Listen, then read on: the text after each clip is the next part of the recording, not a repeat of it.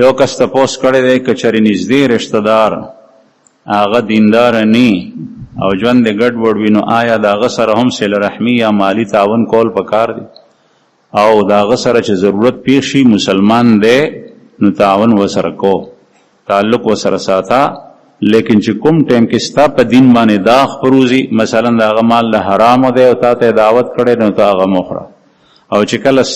هغه تا ته ضرورت پیښ شي نو بیا د هغه سره تعاون کو. رسول الله صلی الله علیه وسلم تپوس شو چې یا رسول الله زما مور مشرکه د صحابیه تپوس زما مور کافره د مشرکه ده چې هغه دلته کې ما څخه راشي ما کرا،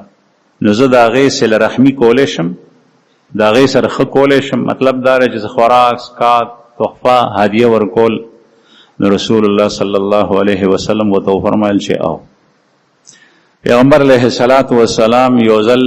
چرته په مال غنیمت کې ریخمینه کپړه راغلی وه، هغه ریخمینه کپړه تقسیم کا، حضرت عمر فاروق رضی الله عنه ته ورکا، د هغې په برخه کې چې کومه ورسېده. نو حضرت عمر فاروق رضی الله عنه رالو وی چې یا رسول الله تاسو ماته دا ریخمینه کپړه راواستوله او رامک، او حالانکه یو ځل د جماعت سره بهر د ریخم جوبه خرڅېده، ما تاسو ته ووی چې دا د جمعې دپاره والی چې په جمعه کې اچوئ او یا د اختر مزد دپاره اچوئ او یا تاسو څخه ملمانه راځي وفود د هغې دپاره اچوئ. نو تاسو ما ته وفرمایل چې نه دا ریخم د سړو دپاره حرام دي، نو ما ته م دا ریخم ولې راواستول؟ نو رسول الله صلی الله علیه وسلم ورته وفرمایل چې ما خو تا ته دا نه دي ویلي چې ته اچوه، یعنی اچول یې حرام دي، باقی د ریخمنی کپړې مالک جوړېدل دا جایز دي. لکه یو سړی د دکان کې ریخمینه کپړه خرڅوي نو کاروبار یې جایز دی، لیکن هغه خپله ځان ته جوړه نشي جوړولی، زنانو دپاره جایز دي. یا یو سړی دی هغه زرګر دی او د زرو دکان دی زر خرڅوي،